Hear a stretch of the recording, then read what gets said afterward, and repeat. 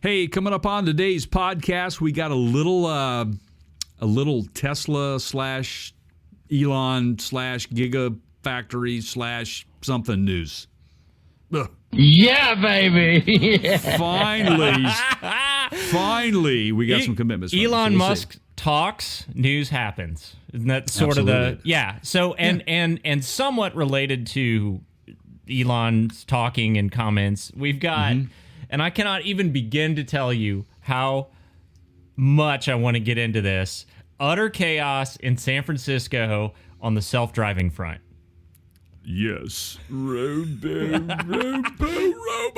Got it. Right on. And on top of that, we've got a little bit of a Department of Justice probing. They're into probing. As we all know, they like to probe.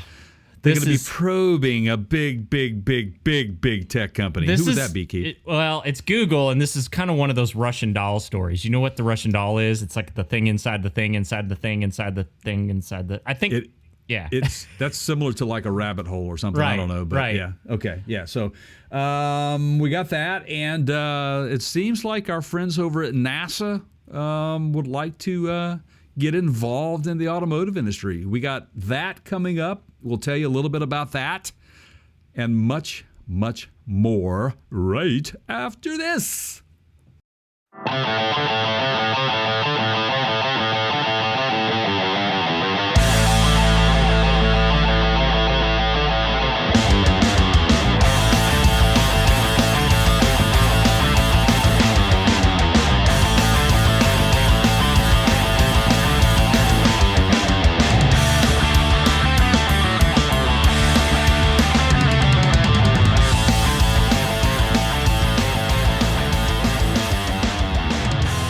Hey, everybody, welcome into the madness. Welcome into the podcast, the counter show, the madness that goes on, the greatest show on earth here. I'd like to introduce my co-host and good friend, Keith. Keith, how's it going, my friend? It'd be nice if you could pull me into town. What's up, man? Hey, everybody. Sound drop. We need to get you a jersey, and on the back, it's going to be called, your name is going to be Sound Drop. Yeah, I'd be all right with that. It'll be a baseball jersey, maybe a St. Louis Cardinals jersey or something like that. I'm very important. I have many leather-bound books, and my apartment smells of rich mahogany. What is that from, man? That's from Anchorman. Oh, yes, that's right. Ooh, hope we don't get busted on that, man. We can't, can we, or can we? It's a podcast. I mean, sure, we can't. Pat, I mean, welcome, Jay, it's not like I'm just blatantly ripping off music or anything. Ooh, I like that, man. Like, speaking of comedies and people like that, we lost Gilbert Gottfried. Yeah, the Aflac Duck. The Aflac Duck and many, many other voice characters over the years. Great comedian. Apparently, he was battling a long illness over the years. It's so crazy, man. We got Louis, the big guy. What was his name? Louis Anderson, right? Louis Anderson passed. Yeah. We lost Louis, and then of course Bob Saget recently. We're losing a lot of comedians, man. It's crazy. People we kind of all grew up with over the years. So, but sorry to hear of his passing. Condolences to his family and friends out there, and the rest of the world lost a really, really funny guy.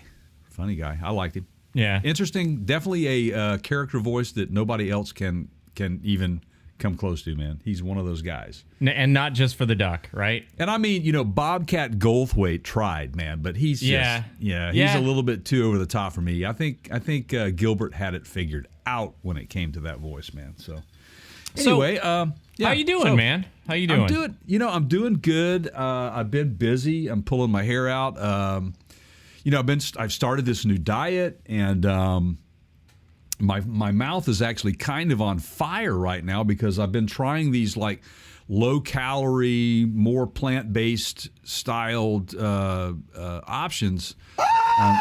On salads, and I bought a jalapeno vinaigrette. Holy cow, man! It has lime in it too. Jalapeno lime vinaigrette. really good, but super, super spicy. In fact, if I ever go back to eating wings, I may marinate my wings in that stuff, man. So, but just trying to get healthy. You know, I'm getting old, Keith. What you talking about, Willie? Yeah, I am. How about you? How you doing, man? I'm good. I'm living that same, you know, me and Glenn Fry living life in the fast lane. Which, by the way, yeah. Sorry, dude. I know you're living life in the Bacon. fast lane over there. Like, he's. Come on, man. I mean, he was 24 when they kind of pushed him into that spot, and he stuck with it. Probably, would you be able to stick with anything like that, like going on the road for 4 years and that, at 24? I do it in the honor of my father and for the band for at some one point tour. That's going to wear thin, right? Of course it does, especially if you're young and you want to get out and write your own stuff and tour with your own band and do your own thing and forge your own spot in life. Very few people I know, want to be, you're your dad's kid, right? Like you want to be your own person. So This is true. I get it. This is, and speaking of dads, I'd like to give my dad a special shout out. He had a birthday like yesterday. So happy birthday, Dad. Yeah. Keith says, there you go. There's your birthday. Well, it's the closest thing I had to the little, whistle, right, right. thing that everybody hates. I talked to him. He's good. He was having some visitors, and they did a little touring of the area for old time's sake with some family. Happens to be my first cousin. Was over wishing my dad a happy birthday as well. So happy birthday, Dad. Thanks for taking my call yesterday with your busy schedule. I know you had to work me in, so there you go. Other than my diet and my dad, Keith, I'm dealing with the same old, just life challenges that everybody else has. Putting my shoes on in the morning and hoping for great bowel movements. I'm trying to cut out a lot of the, we all tend to spend so much time on the stuff that, when you look back on it and you go, that didn't matter. It just didn't matter that much. And I want to do less of the didn't matters. I just, just becoming increasingly aware of, that clock and the, time left, and none of us know. And I don't know. It's just, this is getting kind of morbid, but here, let me turn it around. So, I mean, we're going to go from, hoping to have a good bowel movement and, time left. You must have those. Before I do this, by the way, everybody, welcome into the podcast. If this is your first time listening, we don't just talk about good BMs. In fact, we usually don't. And I say this might be your first time because Jay and I have seen the numbers, and there's been a huge growth lately. So thank you all. Holy cow, thank you all. So we like to get into, this is, the counter show. We talk about stuff you would typically talk about at the automotive counter, but really just kind of hanging out, talking at the counter. Anything's fair game. Pretty much. So we invite you to come along with us on the journey, and we hope you enjoy it. And you are welcome to leave us a comment over on our website at partscounterguru.com. There's a tab that says Ask Us a Question, and Jay and I read those. So we love it. Tell us what you think. So I've been trying this new thing, and this is interesting. This is a little bit of a life experiment for me. Is that I come into, like, I would like to be able to come into these podcasts every week and tell you something that I did for the better, something good, right? Mm-hmm. And you think about it and you go, well, that's not that big of a deal. Like you just hold the door for somebody going into the grocery store or whatever. But then the more that you dig into it, Jay, the more critical I become of myself. For example, like I took a bunch of kids out. We've been having rain for the past couple weeks, and I took the baseball team out, and we rented a indoor training facility. They loved it. It was a blast. We got to kind of do cages and kind of pro stuff, right? Stuff that you would normally not have access to unless you were a professional athlete. Sure. And you could go, well, that was a nice thing, right? Which it sort of was. But, let's be honest. Like, my kids on the team, I kind of did it because I want these guys to do well. So there's a little bit of a selfish, underlying there. And the more you kind of pick it apart, the harder it is that I realize to just do something good without any personal, selfish, compelling reasons behind it. You know, helping that little old lady across the street, those opportunities are hard to find. They are. People with that kind of, I think it's awareness. You know what I mean? You have to first have awareness of situations and put yourself in their shoes, or put that person to a perspective of, what if that was my mom? Right. Wouldn't I want someone to give her a hand or whatever? I mean, you really have to go out of your way. Most of the people that I talk to throughout the week, it's either work related or it's like something that I'm buying, or I'm paying somebody to do something. And it's like, you kind of gotta be nice. Like that's not really a genuine effort.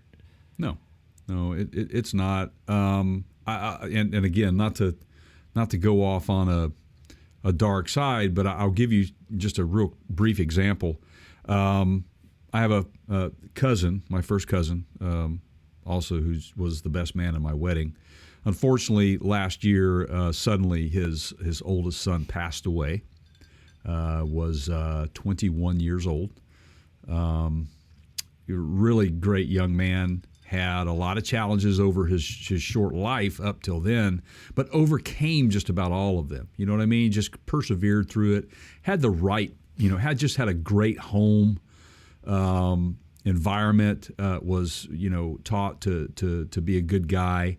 Went to church. Was very involved in his church. But unfortunately, again, we lost him. But my cousin, his dad was telling me that, and I watched the service also.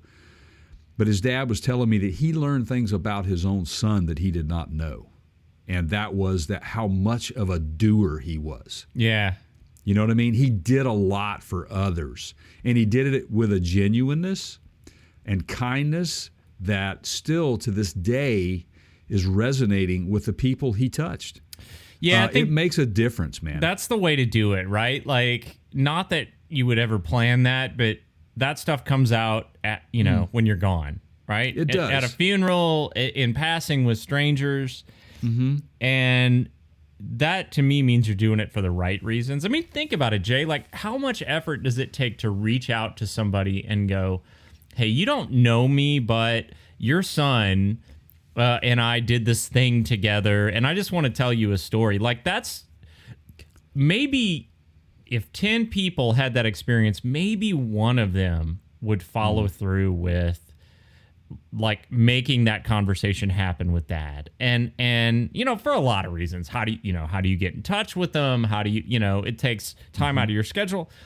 So just think about all the times that we don't know about. I really feel like that's the way, man. If you're gonna, it is. Yeah. You're doing it for the right reasons then. Exactly. And that you're exactly right. I agree 100% with you. If you're not doing it from the right place, then you might need to check yourself. I mean, why would you be doing it? I mean, I think that we all kind of overlook how kind we can be because we get caught up in our busy days and busy lives, and you feel like you don't have time to take. But if you look at it, how long does it take you to open a door for someone who's struggling to walk up the stairs to get into the door, or just even ask them if they need a real quick hand. Can I give you a hand with that, or can I carry that bag for you? It's easy. Yeah, the whole concept of being the change that you want to see in the world. I feel like we are all, myself included, kind of in this trapped mindset of us versus them, or me versus everybody else, and get in your car and drive and just watch, and you'll witness it. And I just, you're the only way you're going to affect change is to be that change. So yeah, absolutely. And just kind of a note to everyone out there who are raising children or may be raising children at some point in their lives. There is a lot of truth to the statement that people make that it starts at home. And it really does. It absolutely does. So that's why anyway, what's his name and I just almost never talk. He's got TikTok and I've got everything else. Yeah, man. So, wow, didn't know we were going to go there, but that's a great message. It can only go up from here, Jay. Oh, absolutely, it can. And so, thanks for going there. But yeah. So, what else do we have going on in our lives, Keith, that we might want to share with people before we get into the part of our show that we just like for people to kind of chew on and that's it, man. I'm not sharing not one more single thing. I mean, what do you got? Do you have? Oh, I got stuff, man, but I don't want to air it out today. Yeah. Tune in next time, everyone. Maybe that's a private conversation you and I have. Put it to you this way. In short, someone's trying to put a satellite dish up in our community, and we don't allow them. But it's right here in the papers. It's here. It's an amendment. See that right there? You got the same paper. Anyway. Deep breath, Jay. Do good. Go help them remove that. That's what I should do. Just help them remove the satellite dish instead of pointing it out. I'm gonna stay out of this one. Okay. All right. So on with the news that we may have for you people. Oh man, you totally caught me off guard there. Hey, where you at? As my buddy. So many boards going on now that I literally have to switch in between them because I can't store all my sound drops on one page. As my good friend Scotty D would say, hey, where you at? Where you at? All right, so let's proceed. We have quite a bit to get to, actually, as we said early on in our initial intro to this beautiful, wonderful, long program that you're about to sit and listen through. So Elon, as we get into Elon here, our last podcast is out now, and man, before we even talk about the stuff about him that we planned on talking about, I'm just gonna say, it's not our fault. We reported based on the words out of his mouth that he was going to join the board at Twitter, and now he backed out the morning of his his appointment to the board, whatever the official process is there. Did you know this? I did not know this, man. He had his personal press secretary, press PR person or whatever reach out to Twitter, and they go, we changed our mind. So he's out. Backed out the morning of. Wow. His becoming an official Twitter board. It was going to go on later that day, and he stepped out. Well, I was kind of looking forward to it because I saw a tweet where somebody had him where he was smoking the doobie on the Rogan. Was it Joe Rogan show? Yeah, it was Joe. Yeah. And it's just that caption, that meme. It says, "Oh man, this Twitter board meeting is going to be lit." It's kind of funny, man. And there he was. Yeah. Kind of funny. Anyway, let's get into some Elon news, and boy, is there some stuff going on at the Gigafactory there in Austin. Apparently, he wanted to kind of make a big splash with what's going on. Wow, shocking. Yeah, right. So, as you guys know, Elon has made many statements that they're going to be coming out with specific vehicles, and they just haven't happened. This is exactly where I was kind of framing this too. Yeah. And it's so back in 2017, Tesla unveiled the Tesla semi-truck. He's a showman, Jay. He makes bold claims. Absolutely, he does. Over promises, under produces at this point. We were supposed to come to market really with in 2019 and 2020 on the Tesla semi-truck and the next generation Roadster, and they still haven't come to the production. And then, of course, they unveiled the Cybertruck in 2019. But we did get the Cyberquad. Oh no, we got the ride-on toy version of the Cyberquad. That's correct, right. Yeah. Which is wasn't even his, was it? I mean, now look, no, but look, I mean. We love innovation here on this program. Oh, love it. Tesla definitely has been an innovator. Elon Musk has definitely been an innovator. No arguing that they've done some cool things. Okay? No argument from us that they've pushed the envelope on automobile, just everything about them, from the performance side of it to the production side of it to the manufacturing side. I mean, in a lot of ways, right? Right. And I wonder, Jay, if you can have one without the other. is it possible to push the envelope this far without having that personality of someone that's just going to go out and make radical claims? Because his engineering staff has to be like, oh my God, he said he promised what? Right. Yeah. How long do we have to get this out the door? Right. Exactly. There is a Netflix documentary out right now on Elon and the whole SpaceX program and how this guy, he almost lost everything for SpaceX, which he was successful, later on. But he is a guy that is one who likes to take chances and makes bold statements. And he's there is that gambler kind of personality in there, right? I'm just going to say this, man. Put a pair of boots and a cowboy hat on him and let him go, man. Would you now, if you were in a Bond movie, okay, and that guy walks up to the poker table, are you gonna get in on that game? I don't know, man, because it's a 50-50 shot with him. You just never know what you're going to get. You just don't. He's. I would be scared maybe to watch. He walks up to the poker table in his cowboy hat and his bolo tie whatever thing, right? And he's got like the he's got the big Texas belt buckle now because they just relocated to Texas, right? Yeah, got the big T. I want one of those, by the way. The Tesla belt buckle. Yeah. Don't mess with Tesla. Yeah. I mean, can you have one without the other? Can you have? I don't think you can. The innovation that company has done in that short of amount of time without that kind of a personality driving it.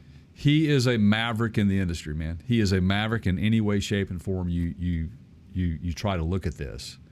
He just doesn't back down, and he doesn't seem to have a problem with being wrong or being late. You tell people it's unbreakable glass, and then you break it right in front of them, and he just kind of smirks and smiles. Right? And, whatever. We'll get that fixed. And he's right. I kind of, like I said, I like that mentality, whereas he's not afraid to take a chance with innovation. Yeah. How stupid it may sound and how unrealistic that it is in some cases. He's come through on a lot of the promises that he's made. So I think he's backed into a corner here. You've got Rivian with their truck out. You've got Ford with their truck about to come out. Why are we always on the same page? It's just the way it works, man. You've got the Hummer EV, which is right around the corner. And you have the guy that started this whole thing still doesn't have his product out. So, whether or not the claims come true, like you just laid out, he'll brush it off if they don't. But he kind of had to go out and make these grandiose statements, right? Right. Well, the thing is, if I'm Elon at this point, especially with the Cybertruck, now he's saying the Cybertruck, he made a bold statement that due to a lot of things, and I think that his uptick in building factories, especially the Gigafactory in Texas, was it occupied a lot of his time and his resources to get this thing started. But then you had COVID, and then you had shortages and all these things. In the meantime, though, okay, so let me just say this. He made a bold announcement just recently that the Cybertruck will be coming out in 2023. Okay, what else? Let's just put them all out there. Okay. All of the announcements. So it was the Cybertruck. Yep. The Tesla Roadster, which I'm super thrilled about. Like I cannot wait to see that. One as well. And the Semi, which is another one of those that's been in. It's been in development for so long that we're kind of to the point now where the semi-truck thing we feel like is going to change over to like a hydrogen game or something like that. Like an EV semi-truck is almost yesterday's news at this point. Pretty much, especially when you have companies like Hyundai out there in California. And there was one other thing. We'll get to that here in a minute. Just make sure you stay plugged into us here. Yep. Keep watching and listening, everybody. But those three alone are a huge, that's a lot for a company like Tesla to get out to market in 2023, right? That was his promise. Yeah, 2023 and 2023 and 2024. 2023 for the Cybertruck, and I think he's pushing out the... same for the Roadster is what he says. And just to put this into perspective, you guys, that Semi was revealed in 2017. Right. Yeah, we are, 5 years removed. Almost 6. Yep. Almost 6. And this is his exact words, by the way. Production of Cybertruck is coming next year. Okay, production of Cybertruck next year. That's 2023. We will be in production with the Roadster and the Semi. That's all coming. This year is all about scaling up, and next year there's going to be a massive wave of new products. And we're going to get into, towards the end of this, we'll get into something else that he's working on. Again, it's the showman thing, right? Like, it's not enough for me to just come out here and make this humongous claim. I'm going to put a little stinger at the end. Right, exactly. It's like a Sousa march. Dun, dun, dun, dun, and then at the end you get the little pop, right? But, how does Elon Musk measure success? I'm sure he's not measuring it on the Semi or the Cybertruck alone. You look at all the other things that he has come to market with and has been successful with.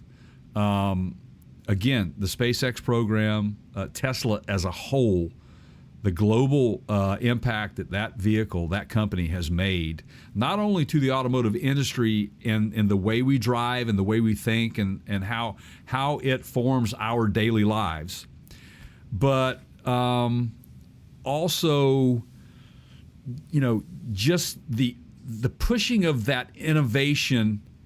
It's that peer pressure of everybody around you. He was ahead of the game then, right? But now he's back behind, and he's had several of the people that were following him, he is now following. Speaking of Ford and GM, because he didn't come to market with the first production electric truck. Rivian did. Now you got the Ford F-150, soon to go to production.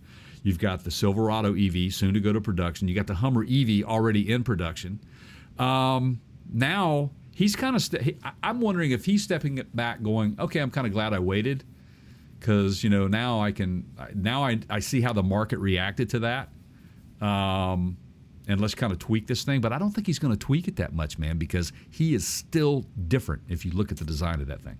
Yeah, I think a lot of the time spent between when he announced it and now is that his engineers have had to figure out how to make that design work with the National Highway Transportation Safety regulations. Yeah. It's a big deal. It has no side view mirrors on it. That's never going to fly, right? Nope. How do they get this thing as close to the prototype that they showed us as possible? Because a lot of that stuff is a detraction visually. You start slapping a bunch of stuff on it, changing the look of it, he's going to get negative feedback over that. He will. And I wonder what envelopes he'll push to make it happen. He will. He's been doing it with the S and X and all these vehicles. He's been pushing the envelope with the autonomous driving, the autopilot, and those sorts of things. So it will be interesting to see what the final production unit looks like in comparison to what his vision initially was. But I will say this, that there's a lot of peer pressure that has gone on around him. He's acting on. I think he is feeling the pressure to some degree to get this thing out.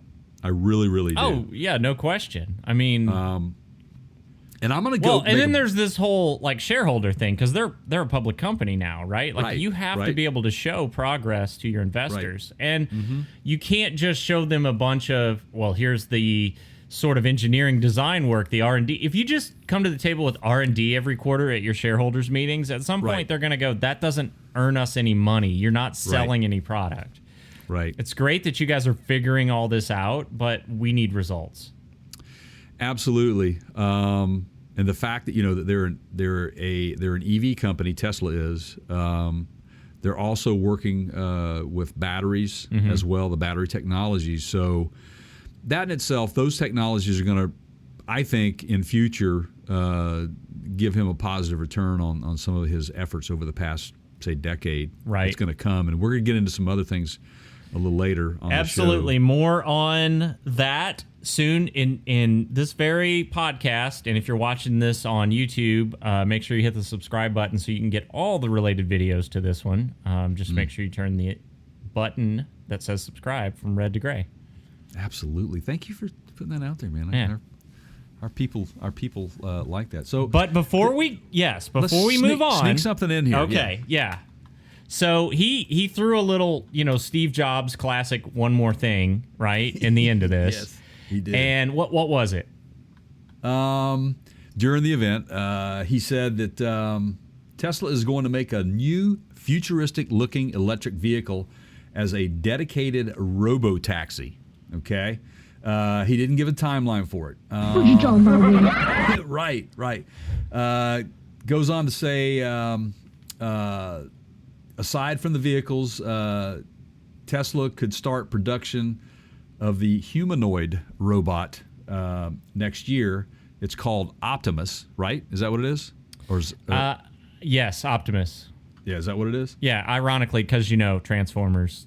Optimus. Right. Yeah. Tesla also brought, just to kind of end this, on that Cybertruck where they had the meeting, it was actually the same truck that he had. He at broke the first glass. one. Yeah. Yeah. Again, speaking to, does he really care what you think? I mean, he's Right. just going to do it. Yeah. Right. Yeah. Here I come with my What cowboy would have been hat and my- awesome is if they'd have brought it back out with the same busted glass, but Right. But back to the robo-taxi and the AI, the humanoid robot for next year. Why is he now getting into the robo-taxi business? Okay. Like, this is going to come as a shock to you, but I have some thoughts on this. Okay. Are No you way. sitting down? I'm sitting down. So, you and I have personally witnessed the huge demand there is in, they're called ride sharing, or at least that's Yeah. what they were initially called, the Ubers and Lyfts of the world, right? Right. The demand for that service is off the charts. I Yes. mean, and these commercials are ridiculous, although I do chuckle because I do think some people honestly are this challenged that, have you seen the Uber Eats thing where the people are like drinking like laundry detergent? And, And they're eating, Yeah. flowers, Yeah. biting off because cactuses. everybody's doing delivery stuff. I don't know Right. about you guys, but around here they've commented, and the community that I live in is one of the fastest growing communities in the country. I mean, there's just hundreds of people moving in every day. And yet Droves. the whole town shuts down at 8 p.m. now. Like, everything's just closed. And it never used to be that way before COVID. So people are having everything delivered. That was my point. He sees an opportunity here. Right. He's already sort of doing this. We witnessed this, and you can check our video out on this at the Las Vegas Loop, where his boring company drilled out a tunnel, and then he was using Teslas. That they did have a human pilot in them, but they did use a certain level of automation to do the transport. Right. So they've been toying around with this for a while, and he's licking his chops to get in a cut of Uber's business, right, or Lyft's business. Right. I think the downside to this is he's going to have more regulatory stuff to deal with than he can take on. You and I have witnessed in Vegas, Jay, self-driving vehicles. Yep. You remember how many people they had operating those self-driving vehicles? Remember when we took an Uber back in 18, and we got a self-driving? Yeah. How many? There was a couple. There's two guys in front, right? Yeah, a couple in the car, in the vehicle, in the cab at all times. More people to operate a self-driving vehicle than you would have in a regular Uber, right? Which is crazy Because of the laws and the regulations around public safety. There's a lot of liability when it comes to that technology right now, and obviously we're not there where we need to be, and from a safety standpoint. And that is why. I would make the argument that it's a big risk for him to step into that arena if he still hasn't figured out full self-driving on his Tesla automobiles. Like, that still is Right. not full autonomous mode is not, as far as I know, anywhere in the United States, not legal. Not legal. Nope, it isn't. Even though they're well, you can ask the guy. Well, no, you can't ask them because they're no longer with us. The guys that tried it. In Texas, yeah. In Texas. Speaking of Texas, they just do it big, man. Yeah, it's you're right. There's such a long way to go with that for a number of reasons, and we can get into some of those shortly. We're just not there yet, and we've got some We're proof not. of why we're not there yet coming up here in a second, right? Right, absolutely. So thank you for diving into the pool of robo-taxis, Elon. Thanks very much. We need them. So are you ready to bring us in on this one, bud? This is good. I from the moment that I found out about this, Jay, Yeah. I could not wait for this moment. Okay. I mean, okay, now let's set this up. Okay. I've watched, by the Oh, way. I've watched it so many times it's not even funny. Okay. Let's set this up. Yes. Let's tell everybody what we're getting into here. Okay. And then we might do a little reaction here of what we might share this with everybody. So, okay. So oh my God. So in the city of San Francisco, Right. In the Richmond same district. San Francisco where Right. the technology corridor, Silicon Valley's 10, 15, 20 miles away, depending on the part of San Francisco you're in, the Bay Area, right? Right. Technology, probably the technology capital of the world. Right. Okay. Self-driving has been a pilot thing in that area for years and years. Apple, Right. Google, I mean, Waymo, on and on, right? Like, everybody and their brother has tried it out there because that city is friendly to technology, right? Yes. Absolutely. And yet, we have a situation where this was GM, right? It was. Do you have the details on who? It was a Chevy Bolt, excuse me. Driverless. Driverless Chevy Bolt, but it was one of Cruise's. Now, Cruise is a autonomous driving taxi service that has partnered with GM. Okay. And this is kind of that, we've talked about this in other podcasts where you have technology giants meets automotive giants to make it kind of work together. Yeah. This is what you have. You have the development of Cruise here. So this, are we going to roll this thing? yeah. So we could, just a couple more details before we Yeah. do, and you guys please make sure you're subscribed. This is a situation where, San Francisco, lots of one of my favorite things about San Francisco is lots of places to eat, lots of walking, lots of, just community moving around, lots of crime also. Yeah. But we have a situation where a police, SFPD, Right.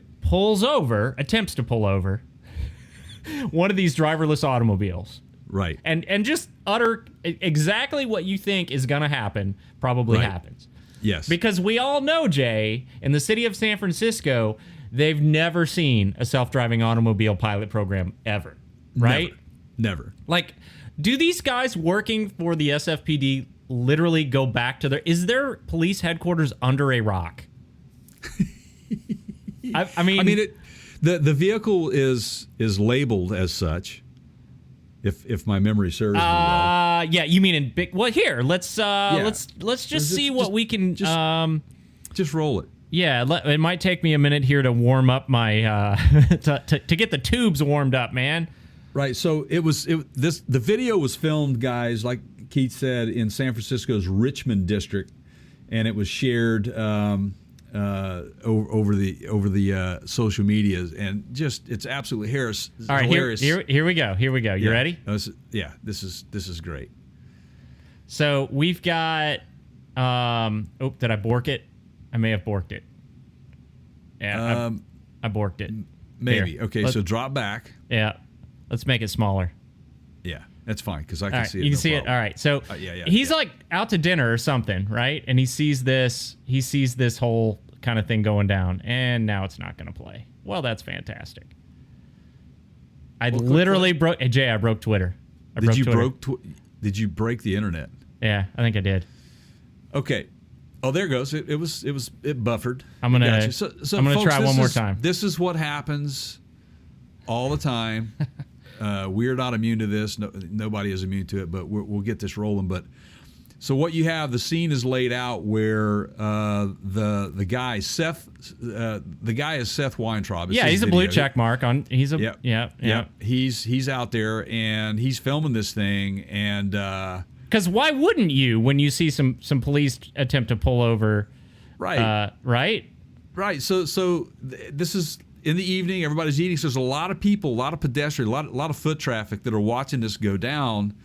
And so this police cruiser comes up behind, and it's the car itself is it's a Chevy Bolt, and it's got this huge red stripe around it, like diver down type stripe, and it shows the Cruise logo right on the side of it. You automatically know, and it's got all of the necessary autonomous equipment on top of the car. This is cameras is not something, and right, the whole this is, right. Yeah. This would be like Google Earth drivers going around, and when you see those things, they've got all this equipment on top of the vehicle.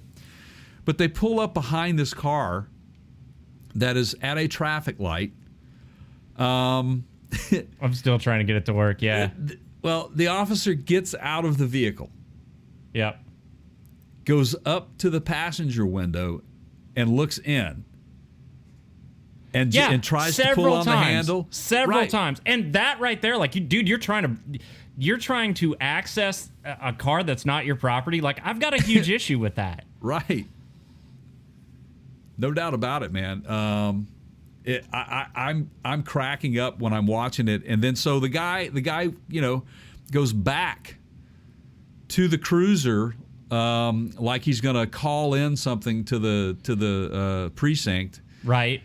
and the frickin' car just drives when the light turns green. It just drives away like he was on the, he's on the lam, man. Now, he's gone. doesn't I mean, initially you're thinking, oh, it's gonna go, but it never leaves sight. Like, it doesn't go maybe like 100 yards away, 150 yards away, something like that, right? So in the video, it goes across the traffic light, and the flashers immediately come on, and it pulls off to the side, and the cruiser, comes up behind it again, and Right, then right. both of the officers get out of the vehicle, and they're just walking around, just scratching their heads. They're getting on their cell phones, trying to figure out, what do we do here? I mean, there's nobody to ticket.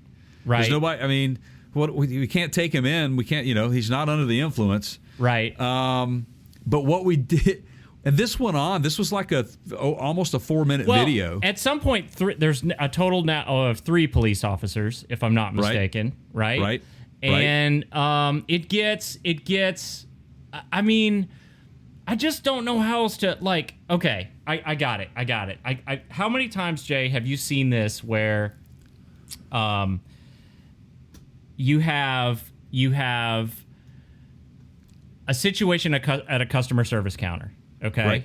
Mm-hmm. And there's a challenging situation where the person doesn't know how to do the return, or they can't get the thing to ring up right. Or it's, where I'm going with this? Yes. And then what do they do? Oh, They call the guy working next to them to come over here and help me. Right. Okay? So now Can you you've give me got a hand? Yeah. 2 or 3 lines going on, but you've got all 3 counter clerks helping the same, instead of, hey, guy who knows how to handle this, trade me places. Right. No. Yeah. I'm gonna monopolize everybody else's time. It's gonna take 3 people to change a light bulb now, right? I mean, that's where this basically goes. Now, here's where that's frustrating to me, guys. And Jay, you seem to have some inside information that I don't on the actual infraction. So I'm not arguing whether or not there was an actual incident. Mm-hmm. This is not the first time a pilot program has happened in the city of San Francisco. Right. This is not. It is a well-versed thing for the police force. The representative for was it General Motors, or was it the actual company? It was Cruise. Cruise. It was Cruise. Said, hey, we've got a dedicated line for the officers to call anytime there's an issue. By the way, the car responded exactly as it was designed and engineered to do. It pulled that officer out of the street and onto safety by pulling ahead to a safer place. And then it went and pulled over again, right? Right. And yet, we have a situation where we've got 3 cops, confused as can be, over what to do about a car with nobody in it in the city of San Francisco, which, by the way, Jay, it has a massively high crime rate. Yes. Now, was there actually something that happened here? Like, what was it, lights or what? What do we... Okay, so the infraction was, he wasn't speeding, he wasn't failing to stop at a light or anything of that. There was nothing from a driving standpoint, a safety issue as far as that goes. What it was is the vehicle's lights were not on. No headlights were visible. They just weren't on. Okay. So that was the infraction, and that's a ticketable offense. I mean, if you're driving at nighttime, typically, that vehicle is going to be, you're going to have a body in there, but was it a person that just actually forgot to turn them on? Or is this person, impaired to be driving and they forgot to turn them on as well? But not in this case. This was a autonomous vehicle with the headlights not on. And that was the point I was raising to you earlier when we were talking about this thing is, you'd think with the technology that goes into these vehicles that they would have a system in place that regardless of what time of day it is, I think they should be running their headlights anyway. You would think. And a lot of the modern vehicles do that anyway. Do that. Yeah. Yes, they do. They'll come on at dusk. And so I would say there's probably some sort of setting that was overridden by accident or a system malfunction that happened. But I'd like to kind of get to the bottom of that. And there's not been any talk on the reasons for the headlights not being on at this point. But that was what the infraction was. And again, that proves our case, guys, about even though we have a lot of advanced technology in this area, the fact that you've got a driverless car with no headlights goes to show you even the simple things can fail in these situations. So yeah, and that's what happened. And to my point though, that we're just wasting ridiculous amounts of public Police. safety resources. Yeah. CrimeGrade.org gave San Francisco a C- in terms of crime safety grade. Basically, they're saying that grade means that the rate of crime is slightly higher than the average U.S. metro area. So C being average, I guess. The rate of crime in San Francisco, this is awesome. It's not, but it makes my point. You have a chance of being a victim of a crime in San Francisco metro area. It's a 1 in 19 chance. If you go to the southwest part, which is more towards Silicon Valley, it's a 1 in 46 chance of being part of a victim of a crime. Not good odds, everybody. Yet we have 3 cops pulling over a driverless vehicle. Right. The age of Andy Griffith, where common sense prevailed in law enforcement, unfortunately is gone. And you guys, this is not a dig on the police force. Those guys are put into situations where they are forced to have to write traffic citations to generate revenue for their community. Which, by the way, Jay, I have solved. I have solved this problem of abusing the police and using them as a revenue generating arm of the government. Would you like to hear how I would solve this? I'd love to hear it. Okay. Let's hear it. You heard it here first, guys. Because I feel like this is part of the problem is we've perverted the police force and they're unable to keep crime at a minimum because they're doing stupid crap like this, right? They're chasing around driverless automobiles. So here's what you do. Okay, the argument that you always hear when you get a ticket is, well, we got to teach you a lesson, and I'm paraphrasing here, but we're going to have to teach you a lesson, and the only way you're going to remember this is if there's a financial penalty involved, right? That's always the argument, right? Right. Like if we just warn you, you'll do it again, okay? If we don't make it severe enough, the behavior won't change. Okay. Right. So if that's where you're going to stand your ground, let's do this thing where all of the revenue generated from citations goes to a charity. It cannot go back into the city government. Wow.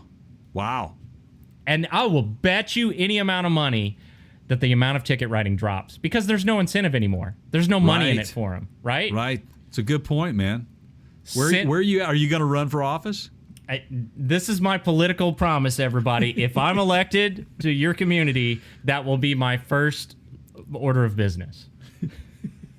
Right. Or you could just take my idea out there and adopt it on your own. But I think it would get some legs. Good luck getting it passed because all these, like the city of San Francisco is no different. They're all broke.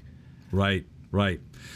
Oh, man, I tell you what, I do not think that this is the last of this series of topics like this that we're going to run into. As long as they're testing autonomous vehicles in San Francisco and their police department's involved, we have a plethora of information to bring you. So there you go.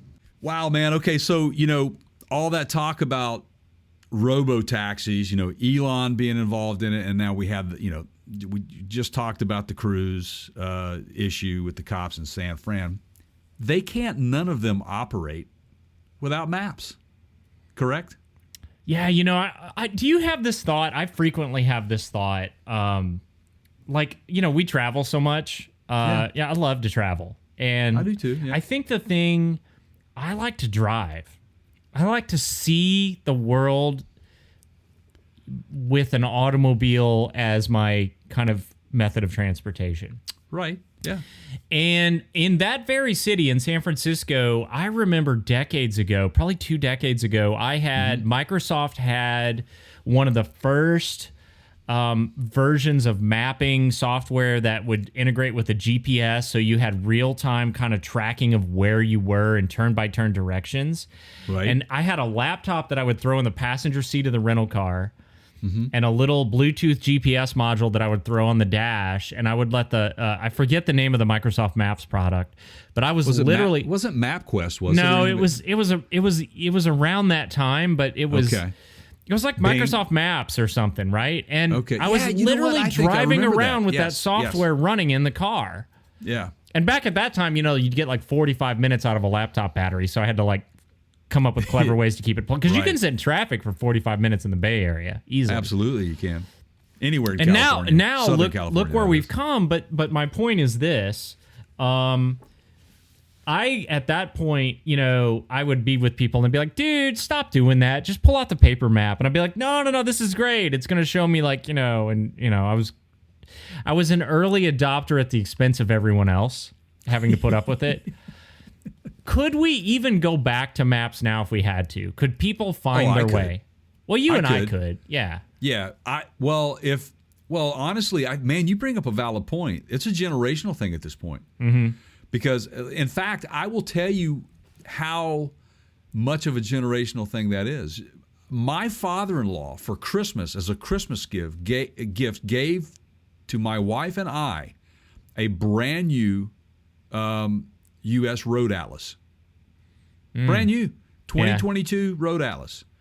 Okay, so think about that. Is it bound in leather and smells of... Right, but no, and forgive me. Did you have it? Did you have it leather bound? I'm very important. I have many leather-bound books. I love it, man. No, it's good that you brought that up, and maybe we will leather bind that. But you have to put it in the library with the ladder that's on the wheels that you move around on the bookshelf, right? Right. Yes. Absolutely. Yes. Sorry, are you trying to get a serious point across here? No, but I mean, after we got home, we got gather all our gifts, put it in the car, and come back home. And and I looked at my wife, and I'm looking at this atlas, and I'm thumbing through it, going, "Wow, who gives atlases anymore, man?" I mean, Dennis? And it wasn't right, and it wasn't in a derogatory. Yeah, I didn't mean it in a derogatory. It was like, "Wow, this is cool." Well played, Dennis. Well played. Yeah, I mean, only my father-in-law would think of something like this. Right. But Aaron and I, they pay attention to us when we're having dinner with them about things that we need and conversations like we were. I think I remember bringing this up to them at dinner was. We were out on a trip far enough away from satellite connectivity or where even our GPS wasn't working properly. Yeah, right. Your phone GPS will not work properly. Now there are certain ones out Mountains there like do that. I have one. Rothmeyer has one. What do they call them? Scott has one that works on his watch that uses Russian satellites. So it has so everybody. Part of the problem with a global positioning system, which is what GPS stands for, right, is that you don't have the full strength version. The military has the full strength version. In fact, many of those satellites were originally put up in orbit for the military to use for their global positioning. Right. And you're locked onto more than one satellite. In fact, you want to be. If you're only locked onto one satellite at a time, it's very difficult to get your actual position. for lack of a better term, it triangulates, although that implies 3. Usually there's way more. There's usually about a dozen that you're connected to at one time. And that helps you in the reverse way, but in the same way, Jay, that finding the stars Right. and finding multiple constellations in the old days would help navigators know where they were, right? Right. Absolutely. By the way, that's an InReach is what you're talking The about. Garmin InReach, that's what The I have. Garmin yep. InReach. And what's nice about those... We can put a link to it if you want to go to the mention on the podcast Garmin page. InReach. Which, Yeah. by the way, we were at the Garmin booth at SEMA, which Yeah. was... Doing stuff was it for SEMA? race car drivers. No, it wasn't No, it was SEMA. PRI. It was PRI, Yeah. which was great. We had a great time with those They're guys. doing but- stuff for racing now. Garmin's in everything, man. They're doing a Yeah. good job. I mean, wearing a Garmin right here, but Well, what's I digress. beautiful about the InReach, Rothmeyer, we all went camping, you and I. We were out in the middle of nowhere with no cell coverage, nothing. But with the InReach, the feature, one of the nice features is that you can physically email or yeah. text. So you're And- limited. You have a limited Right. number of those that you can send out per month. Right. So this And is what that's- I like, Jay. It's you still Yep. get to keep your peace and quiet. Yep. Because I think I messaged your wife among a couple other people, and basically it was, "Hey, haven't been eaten by bears yet. We're all fine, but Right. I have a limited number of these, so just wanted to let Yeah. you know we're okay." And then you go right back to just being left alone, right? Right, exactly. Which was great, by the way. It's that's some of the best 2-3 days I've had. Yeah, of I miss quiet, it, man. you We'll know. do it again. We definitely will do it again. But you back to my road atlas. You have to whip those things out in those locations and look for they will have county roads and logging roads. They will be on there. They will be mapped. So that's why it's important to keep a paper map in your Right. glove box if you can. And we're AAA members as well. And if we go on a trip, even though I've got my trusty iPhone and I can log it in from point A to point B and it'll give me the route, that's great. But we will email AAA and have them send us the coordinate. They will coordinate all the trips out through a series of maps. Yeah. And they will physically map that out for you. It's Yeah. awesome. It's So a great thing. I love paper maps. We, as a kid, you know this. I was in an RV. I practically grew up in an RV. Everybody. I mean, my uncle was no Randy Quaid, but Randy. It was Randy, right? From It Christmas was Randy. Vacation? Yeah. Yes. He was Love way that guy. classier than Randy Quaid, but I did live the lifestyle. Cousin Now, Eddie. we used to get what they would call triptychs. Yeah. That's what AAA called Yep, it. absolutely, And it was literally like a folio, like you would flip Yes. page by page and be like, well, we're in Kansas always had like 15 pages. 'cause Right, it's right. just like straight across Kansas, right? Yep. And they would have the highlighter and they would highlight like construction areas. And we'd look out the window and they'd be like, well, this is mile marker like 241. And I'd go, hang on, I can find that. I was all of like 12 years. I was side shots age, and I would Yeah. go, I got it right here. We're on this page. And then here are the next towns coming up. Yeah, that's still a thing. Yeah, it's still a thing. It's really cool. I think that they should continue to do it. And what we do with those triptychs, and we have done all of our years together, we save them to go with a lot of the memorabilia, or we Throw will the file that triptych away in there. for Yeah. the triptych. Oh And man, I wish I would have. Sadly, I think they all just got discarded. We have anytime it's a major trip that neither one of us have gone on before or been to before, we do that. And within those maps, whoever's looking at the map, whoever's navigating, we will make special notations on that. Okay, went past mile marker, whatever. Right here is a big viewpoint. Yep. To make mention of to anybody if they're going out that way. Make sure you stop at mile marker 188. Right. Wall drug. Everybody go buy your, Exactly. Yeah, right, Wall drug. Yeah, yeah. man. Yeah. Or what is the other one in Tennessee? Sea Rock City. God. Yeah, you got Sea Rock City. I mean, the number of times we've done, wall drug recently, it's like, Anyway, all right. Yeah. So anyway, back we're between talking you and maps. I, it's like the mandatory route of yes. Yeah. So Google Maps. Now Google Maps is probably the most used map service at least in the United States in terms of a digitally connected navigation system. Right. Waze is very popular, but you have to remember Google owns Waze. I Yes. use Waze because it does a better job with traffic. Yes. Now Apple, my son loves Apple. So the I like Apple Maps Maps. thing, which was TomTom, Apple has a partnership with TomTom, and they're utilizing TomTom heavily for that map data and resources. That's right. Here's the thing, okay? This is what we're about to get into, and I would love to hear what you have to say first before I me? weigh in. But the DOJ, I believe it's the DOJ, the U.S. government. Is it the DOJ? Department of Justice. Yeah, it is the DOJ. Is crawling up Google's backside over this whole Google Maps integration in automobile. So for those of you that don't know right now, the major manufacturers like Ford, GM, Toyota, Honda, who am I forgetting? Hyundai, Kia. Yeah, Kia. You're going to get a couple options typically in a new automobile: Apple CarPlay and Android Auto. Okay, That's right. And Google, this is the issue with the DOJ. It's an antitrust situation, if I'm not mistaken. That is correct. And Google says if you're going to integrate Android Auto, you've got, if you choose to integrate, if you want to put Android, General Motors, if you want to put Android Auto in your head unit, in your infotainment system, you must use not just Google Maps, but you've got to use, what's the packet? Google Assistant, Google Search, Google Calendar, basically the whole suite of things that integrate with that map.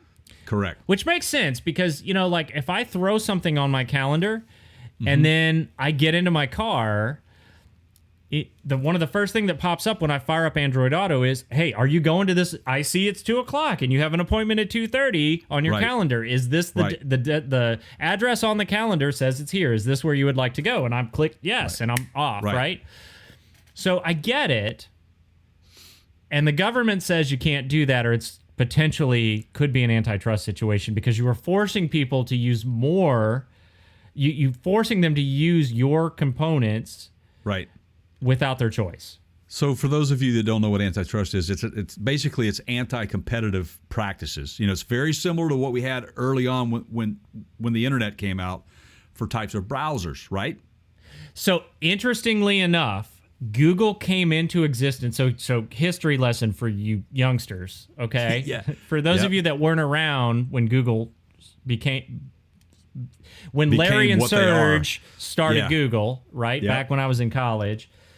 Basically, Google became Google because of an antitrust lawsuit by the DOJ against Microsoft, because Microsoft was releasing versions of Windows that did not give you a choice of a web browser. They forced you to use, back then, I think it was Internet Explorer. And the government said, not so fast. You have to give people a choice. Correct. And back then, Netscape was an option and, some other stuff. Yeah. But here's the thing, and I get this why they're, but who other, I think that when you're dealing with a tech company like these guys, where Google Maps is like one of the most used mapping piece of software out there for us, in order for their systems to work properly, it makes sense for them to develop these things around this to work very well and seamless. Because now you're talking about, okay, well, you can't do that. Then you run the risk of certain apps that you may have with another platform may not work properly with it. You're going to have these glitching that goes on. Well, and not to mention, and this is an argument that Apple always makes in cases like this, they lose control over the quality of the experience. If you allow other people to come into play with their software and your Apple, you don't have the ability to it gets buggy and glitchy. I was listening to Sideshot on the way home from baseball practice last night, and he was like, this app is garbage. It keeps skipping and glitching, and it was on his iPhone. But it wasn't designed by Apple. Right. So I don't know if this is going to surprise you or not. My take on this is that the DOJ, this is too myopic. Yeah. That they are being too specific in the case of, if they're going to require Google to allow other people, for example, like if they say, okay, Google Maps, you've got to allow other calendar providers to be able to integrate with Google Maps under. Right. Oh, look, it's listening. Or it won't work, right? Or, whatever. Like you were going to sue you for antitrust. Right. I don't care. I don't care. I feel like you have other choices. Go use Apple CarPlay. Go use something else on your phone.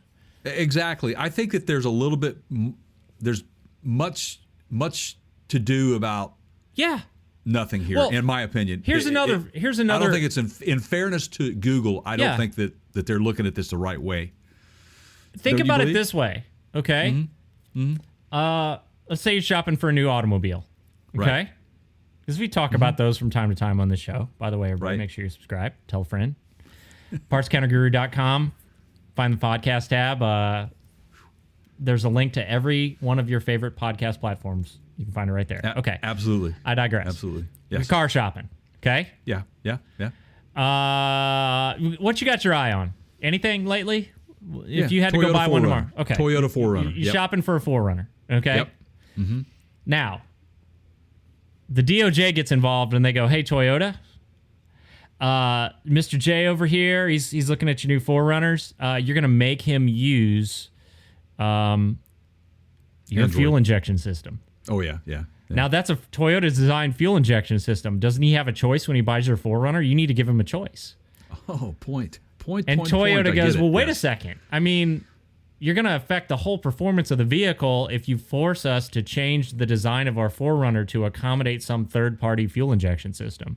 I like the way you think. Yeah. It's ridiculous, right? It is. If That's you a don't lot. like There's the fuel injection system in a 4Runner, don't go buy a 4Runner. Go look Right. at I don't know. Exactly. The Telluride or the Right. Yeah, right. Which the Telluride got revealed recently, the new one. Yeah. Or, Anyway, I don't know, we may whatever talk you're in the about market that. for, right? But no, that you bring up a very valid point. And I mean, most vehicles now will accommodate both. Yeah, you when it got a comes to the choice. infotainment. You got You have a You choice. got Apple Right. CarPlay or Android Auto, like Right. Now, or here's nothing. something- That's also a choice. Don't use it, right? Right, exactly. Here's something that I have noticed that both Apple and Google have done recently. Like, for example, with FaceTime, you can invite people who don't have an Apple device to be, as long as they have a cellular connection with a camera for video. You can do that, and just like Google has Google Duo, which you can install on your Apple device. So I think it's a lot of to do again for nothing here. I think that they're going down the wrong path with these guys. And boy, I'm about to stir the pot, everybody. So Which you're good at. You're good at. I see that steam coming out now, man. If you want a little bit of a good, couple rounds here, just stay with me for a minute. Make sure you click that bell and, hit the subscribe button. Hit that subscribe button. So now, Jay, I have a preteen. He's 12. Yes, I know. And from time to time, I think I might actually play it more than he does these days. But we play Fortnite. Fortnite's big with the kids now, right? Yep. And I'll joke with the baseball team. Sometimes I'll go, you're not paying attention to what's going on in the game. When that guy from the other team gets to second, you all are talking about what level you are on Fortnite and how many character mods you've got and all that, instead of paying attention to what's going on in front of you. So there was a famous case that happened between the developer of Fortnite recently with Apple and the Apple App Store, and it was a big hubbub about a year ago, okay? And basically what Apple has dumped tons of legal money into is to protect the revenue stream that comes out of their App Store. So whether that's on your iPhone, like on the iOS store, or on your computer, like on your Mac, right? You have an App Store, right? Yes. If you use that App Store app and you go buy an app, whatever, like name a paid app or like whatever, right? Like Apple gets a cut. Yeah, Apple gets a cut. If it's a $2 app, Apple gets a percentage of that $2, right? Right. And what got hairy was when in Fortnite you can buy like I can give Fortnite, like they call them V-Bucks, like virtual bucks, V like virtual. Right. And it's like for $12 I get like 2,000 or 20,000 V-Bucks, right? And I can use those V-Bucks to buy like in-game stuff. Like I can buy a cooler like shield or parachute or gun or or like I can buy a Batman costume for my character. Or I can run around looking like Rick and Morty or whatever, right? Yeah. And Apple said, we want a cut of that. And Fortnite said, no, we developed it. And Apple went, well, it's on our App Store. And Fortnite said, I don't care. We developed it. Right. You got a cut of the original game purchase. You're not getting a cut of. And it got heated.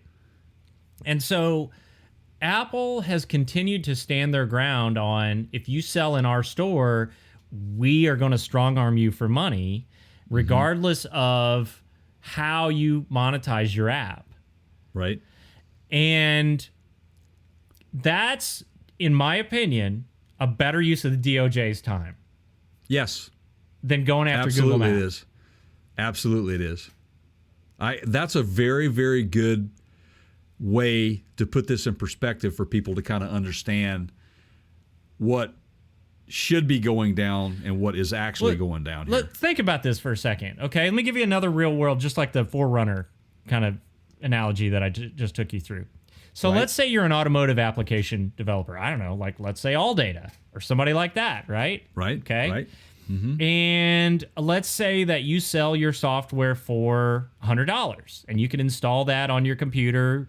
You could do it at work or whatever in the shop, right? And you've got basically they're cross-referencing data for all vehicle year, make, model information, right? Ford, GM, Toyota, you name it. And this isn't the way AllData does it. I know that, but I'm just giving you for example here. Let's say that AllData then comes out with an update, let's say every 6 months, okay?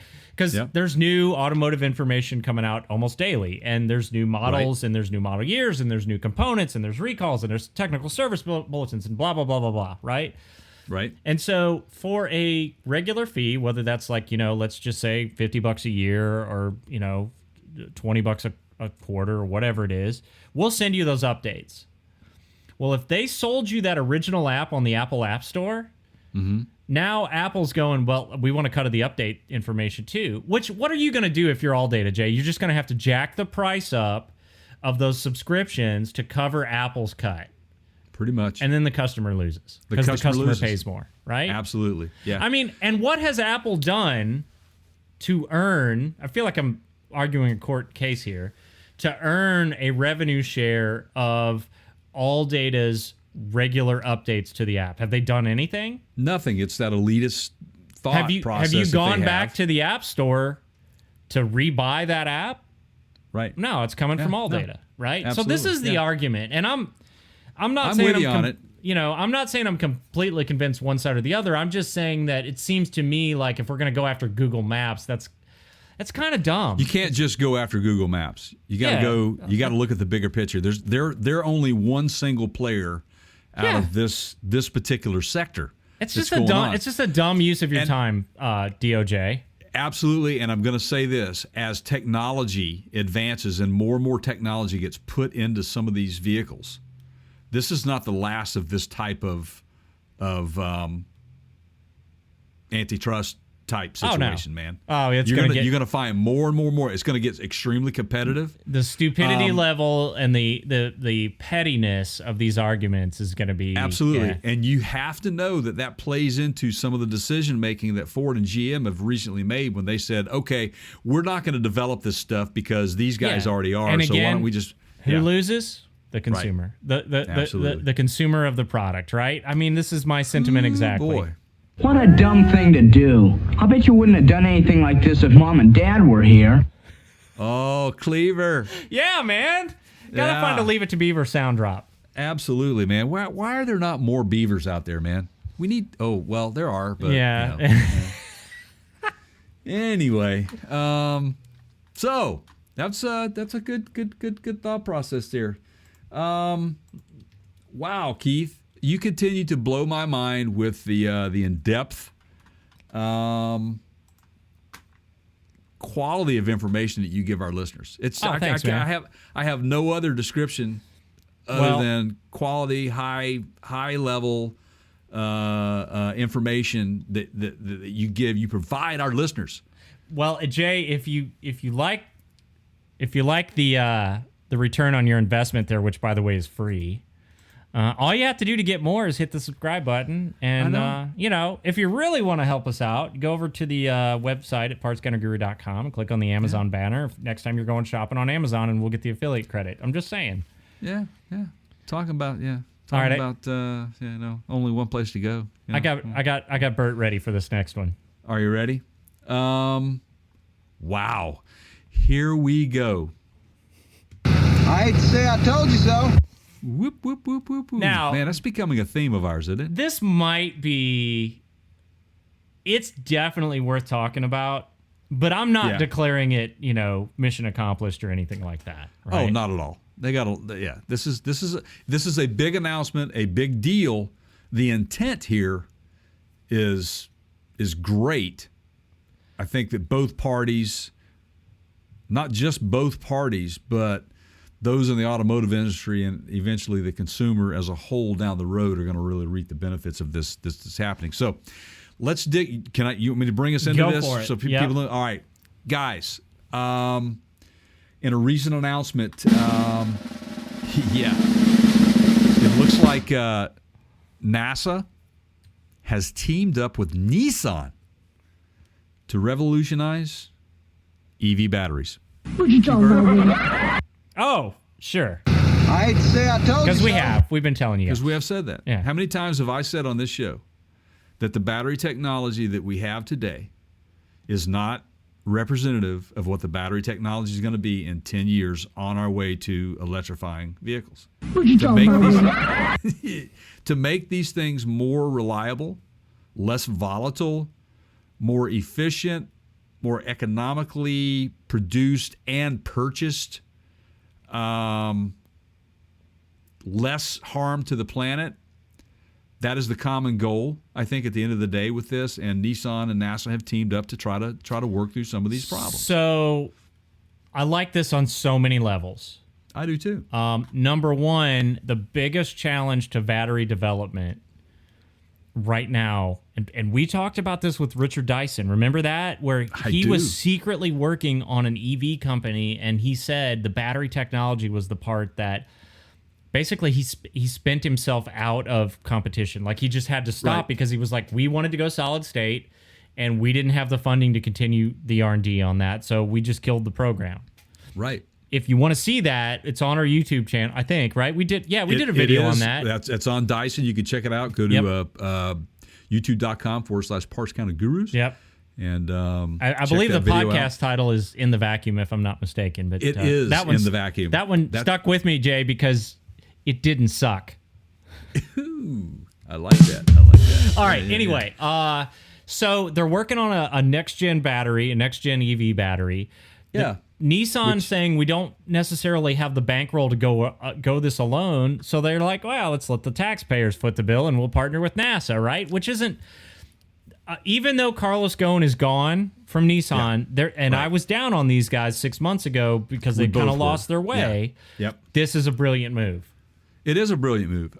It puts them in the spotlight again.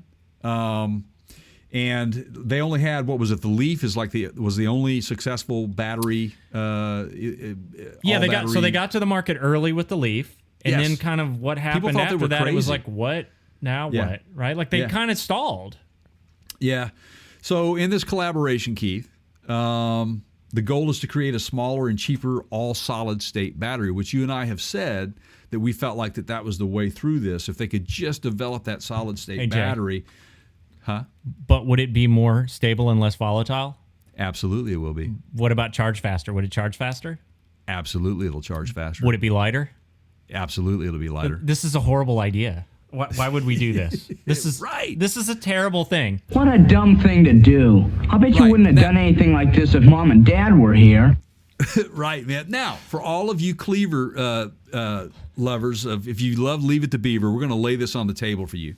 All you guys out there that are saying, "Oh, damn, EVs never work. Battery costs too much. It's killing the planet. It'll never work. Catch on fire. Takes forever. Where are you going to charge that thing?" Okay, we have said all along, you're right on a lot of levels that they're too heavy now, that Yep. they are volatile now, that they cost too much. But go do your homework and you will see that the cost of battery technology has dropped a lot since, say, 5-10 Yeah. years ago. And their goal is to get even further to bring that technology to where it is a less costly piece of equipment for the vehicle. and it leaves less of a carbon footprint on this planet. Well, and not only that, and those are all very important points. In addition, there's the argument of what's everything you just said, Jay. Hey, this really isn't more climate friendly. It really isn't more, whatever. And that may or may not be true. I'm not going to get into that argument. And also, this is just some ridiculous government mandate thing that they're just pushing on everybody. Yeah. And guess what? You're not going to stop that train. Nope. So the train is your rolling, alternatives guys. At this point are to continue to innovate, so to develop something better than those options and steer the boat, right? Steer the ship. Right. Or sit back and complain about it and look what that's going to get you. You're not going to basically be able to talk your way by arguing on Facebook or whatever about how dumb this is. That ain't going to have an impact. Nope. I don't even think from a representation standpoint on any government level, whether it's city, state, federal, that you're going to be able to vote people in to change the outcome. I don't see that happening. So the only choices you have, if you don't like the option in front of you, if you think that the Mach-E is stupid, if you think that the Tesla Model S is stupid, fine. But this is the kind of stuff like what NASA's working on with Nissan that potentially could better some of the things that you don't care for. Right. And absolutely well said. There are so many positives to this union here of these two companies work. Well, it's a company. We've got a government entity. Yeah, I mean, it's right. It makes sense. Now, here's the thing. What's the trade-off for NASA on this thing? They have right. It's not just NASA doesn't just have rockets, right? Space exploration, right? Yep. They have buggies that they put on Mars. Jay, there's one on Mars right now that has got a little helicopter on it that needs power. I could see this being right. Absolutely. All of these things, these technology developments, these little things that make our lives or those missions easier and or successful is due to the technology advancements that we have made. We've said this all along with the electric vehicle. Electric cars, electric passenger cars, trucks, whatever they may be, and you can fill that list every year of what's coming to market, trucks, cars, semis, etc. This is a necessary move to make this particular part of this technology even better and more of a stable value to this technology. Period. Where do you start? The batteries, because that's what we're using. We're using batteries. Combustion engines, we just talked about it recently on a previous podcast where hydrogen combustion engines have been patented. Ford, Toyota, Yamaha. These are innovative moves. Hey, there's nothing wrong with that. Keith and I have said this before. We're not anti-combustion engine. We're not at all. We're just telling you what's going on in the world. And Jay and I aren't making automobiles. We're just talking about. We're the people that have worked in the industry that try to give you some insight that you otherwise may not have or considered or know or have access to help kind of give you a fuller picture of the story, right? Absolutely. All the while having a good time doing it, right? Right. Now, let me give you one piece of information here. Okay. Now, hey, everybody, Jay's gonna give us some info here. Keep listening because I've got a crazy conspiracy theory to add on to the end of this. Okay, so Jay didn't even bat an eye. He's just like, I expected that. All right, go ahead. I do. I just kind of do with you, man. It's all good. Right. But I just want to put this out there. Even though they've come with this announcement that they're partnering up to do this, and at the end of the day, don't hold your breath for this coming to the table, say, like in a year, because it's just not going to happen. Oh, well, they're not even going to start the development. They're going to build a plant to start in 24, right? 2024, that is correct. And a product launch, they're saying, is probably going to be around the 2028 year mark. Which is crazy fast considering that the facility's only going to be completed 4 years prior. Right. But the thing is that the rate of the growth of the EV market, Moore's Law.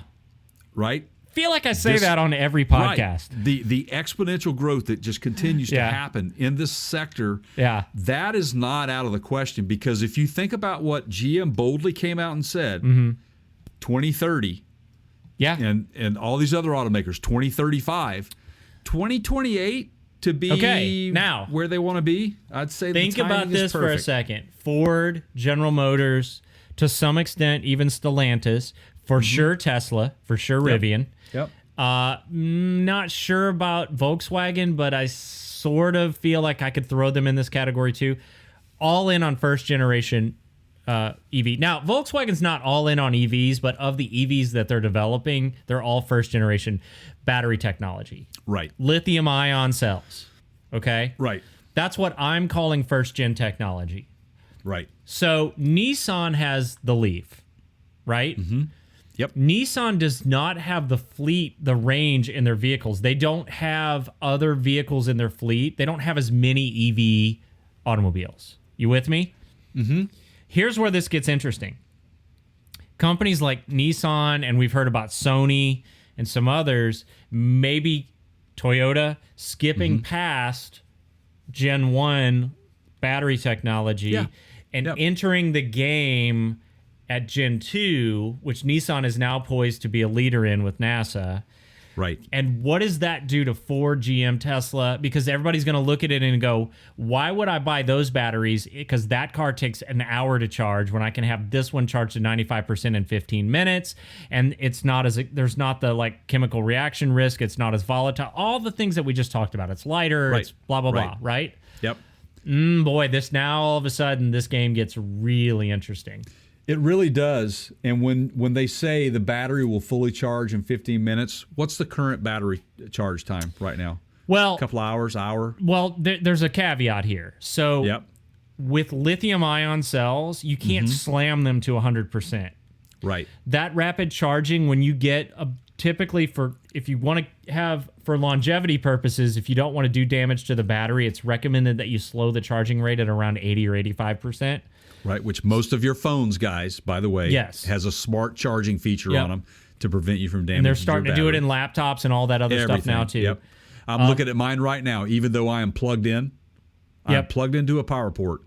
It's showing 78% charge. We've been plugged in for a couple Yep. hours. I'm the same way. I'm at 79%. Right. So the point is, you can do that rapid charge on a current generation EV from like 5% to about 80%. And some of the best that have some of the best offerings out there are from companies like Kia, okay, where you'll Right. get 20, 25 minutes and it'll give you that 80% charge. But understand that's not a 100% charge. It's probably going to take you over an hour to get a full 100% charge at a rapid charger. Right. Where these 15 minutes. Yeah, full, amazing. empty to full, right? Empty to full, 15 minutes. And those are some of the key features with a solid state battery, what it allows you to do, which takes away that range anxiety or that, well, I got to wait around for 2 hours. I'm not going to, I can pump my gas in 15 minutes. Well, here you go. You can pump your battery in 15 minutes with this technology. This is a great, actually, I was kind of surprised that Nissan was involved with this over some of the others that are like head first into the EV market right now. But Well, they had to do something. I mean, at this Yeah. point, they were kind of behind, and this Well- takes them, like, they're skipping right past the first gen into the next gen. again, right? I liken this to what we said about Elon Musk with the Tesla Cybertruck, right? Okay, it's not out, but in the meantime, he Yeah. made all these promises for it to come out. But there's been 3 other battery electric trucks that have come out and are going to production. And Elon has stepped back, and maybe this is an advantage for Elon that we're not even realizing yet. So again, maybe by Nissan stepping back, like you said, and them now getting into this at this level with a new battery technology, maybe the saving grace for the industry. When you've got a partner like NASA. Now, here's the thing: you mentioned government. Oh, yeah. What does that tell you that a government entity like NASA getting behind this? What does that tell you how far behind the government is on electric vehicles? Yeah, well, that's not anything new, though, right? I mean, they stopped basically launching their own rockets years ago, and they've been relying on companies like SpaceX. Are we back in, though? You know what I'm saying? If with NASA going to this level, do you think we're back in? And here's why: because they don't have the pocketbook for it. They don't have the cash flow. Oh, so they can, but they can partner where a company like Nissan will help offset the full expense. Exactly. But they can't do it all alone like they used to be able to, because the cost of just exponential, like to get that kind of technology now, it's crazy expensive. Right. And I'm going here because will it work? Absolutely it will. And a fine example of the combination of a private sector company getting involved with a government entity to get the job done is not uncommon. SpaceX, hello. Okay. You going there? All right. Now, we noticed a recent spike in activity on some of our content that we've released that have some conspiracy type themes. Ooh. You know that we have some fans out there, some viewers and some regular watchers that are listeners that are of the conspiracy theory type. Hey guys, talking to you.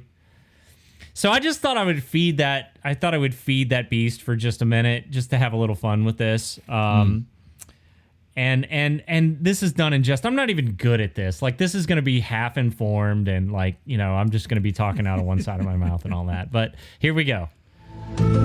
So you got Nissan partnering with one of the only agencies on the planet that has visited other planets and moons, correct? Correct. What are the odds that we have some sort of element, mineral, rock, substance brought back that somebody's looking at this going, we can make batteries out of this? And by the time they figure out that we've got a secret mine on the dark side of the moon, it'll be too late. Ooh, dun, dun, dun. Right. We may still be able to breathe the air on the planet. However, the gravity something's happened to the gravity. Brilliant, here, right? Like one of the only agencies in existence with literal access to literal alien substances. Alien meaning off this planet. In fact, they're up there gathering those substances right now as we speak, right? Probably, right? Yeah, I know they are. You got the probe up there that's gathering all kind of stuff. It'll be back on Earth, I think, in a year or two or whatever. And what was in those moon rocks? What was in those rocks? You got it. That's a good point, man. Who knows? There are elements and species that we still to this day, even on this planet, that we're finding. I mean, you can always count on me to just throw some random, curveball into the hole. I'm just ready to have a drink now to think about that one. Yeah. Would you like me to tell you how to get to Margaritaville, Jay?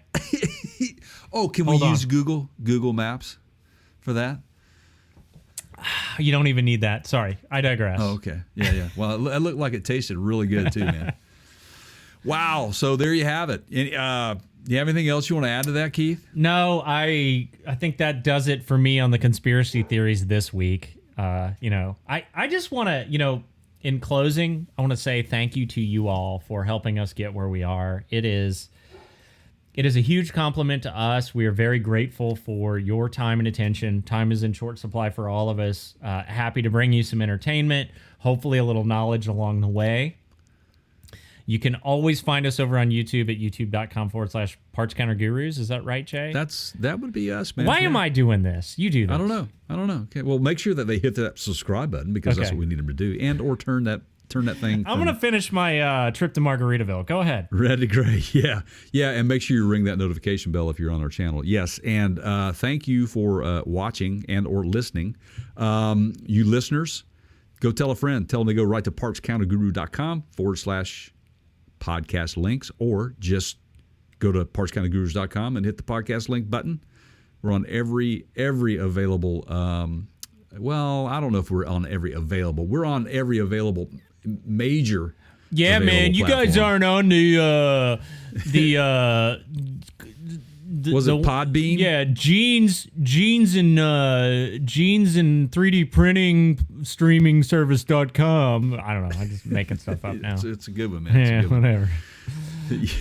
But yeah, Dryerlint. You guys aren't on Dryerlint. I don't know. Right. Yeah. Well, we're also on social media, guys. We're I'm at pretty Facebook.com. sure there's a podcast app on your phone within the sound of everyone that's hearing the sound of my voice that we're on. So you've got something on your portable device that we stream to.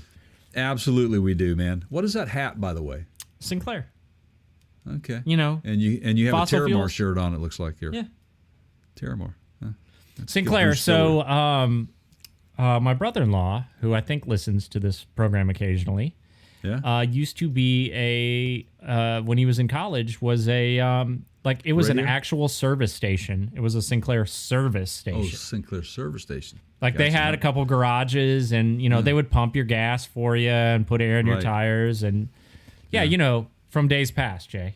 Gotcha. Yeah, I've worked at one or two of those. So at we one were time when out my at when I was a child. yeah.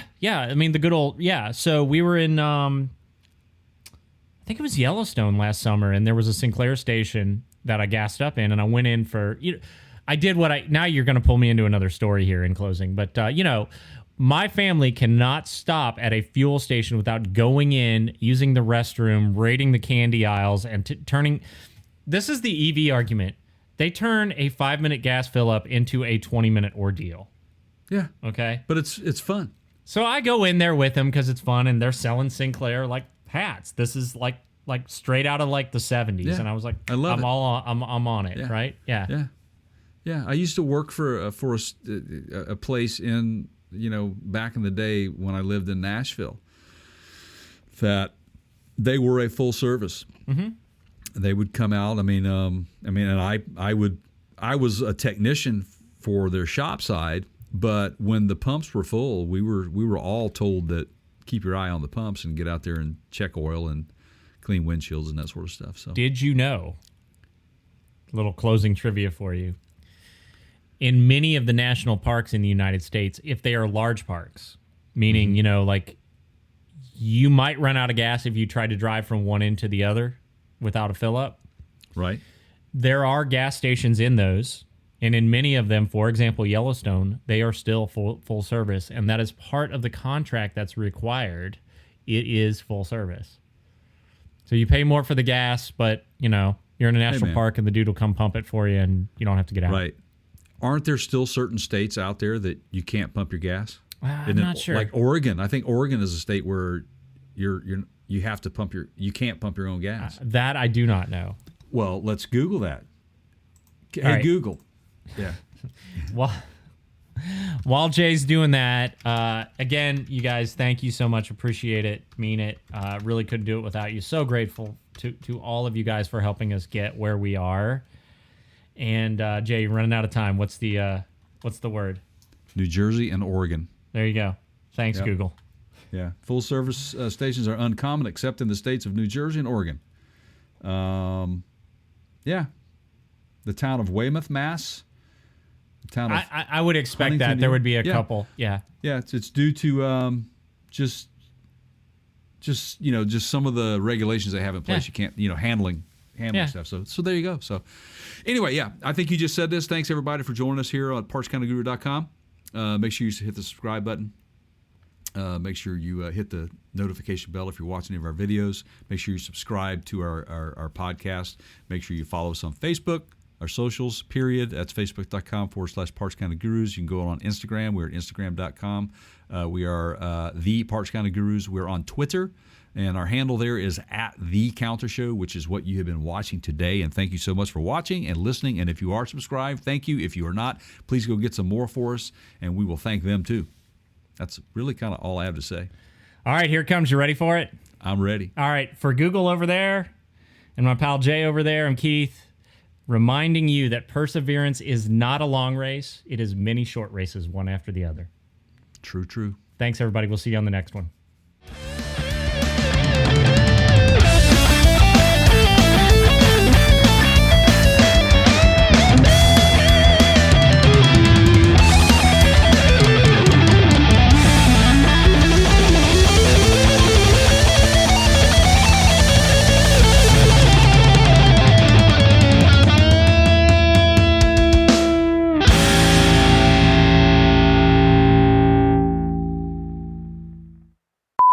Hey Google.